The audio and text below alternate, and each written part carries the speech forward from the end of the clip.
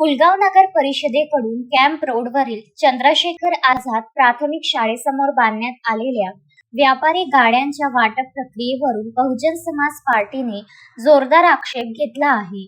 गाड्यांसाठी ठेवण्यात आलेली बोली रक्कम, मासिक भाडे, आरक्षणातील कथित अन्यायकारक अटी आणि इतर नियम रद्द करून नव्याने प्रक्रिया राबवावी अशी मागणी बसपाच्या वतीने करण्यात आली आहे।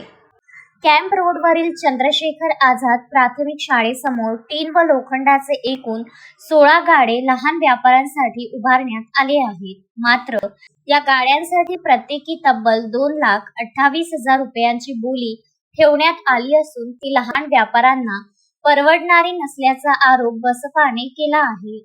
तसेच अनामत रक्कम भरल्यानंतर दरमहा 3,600 रुपये भाडे आकारले जाणार असून त्यासोबत मालमत्ता कर भरण्याची अटही टाकण्यात आली आहे। या सर्व अटी अन्यायकारक असल्याचे बसपाने म्हटले आहे। गाडे वाटपामध्ये आरक्षण नियमांचे पालन झाले नसल्याचाही आरोप करण्यात आला। दिव्यांग, अनुसूचित जाती जमाती आणि विमुक्त जाती जमाती यांच्यासाठी स्वतंत्र आरक्षण असताना केवळ एकच गाडा राखीव ठेवण्यात असल्याचे बसपा पदाधिकाऱ्यांनी नमूद केले।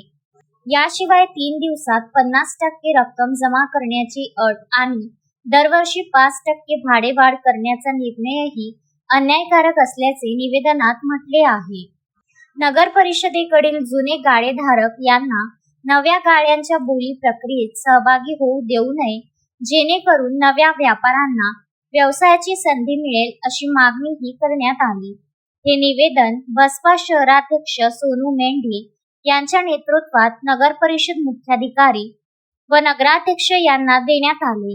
यावेळी दिलीप टेंभुर्णे, नागेश खोब्रागडे, प्रिया वंजारी, वसीम शेख यांच्यासह अनेक पदाधिकारी उपस्थित होते। अश्विन शाह, विदर्भ न्यूज, पुलगाव।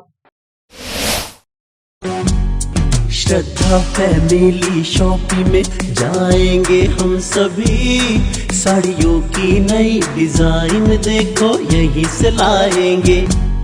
श्रद्धा फैमिली शॉपिंग में जाएंगे हम सभी, लेडीज जेंट्स बच्चों की हर फैशन लाएंगे सभी।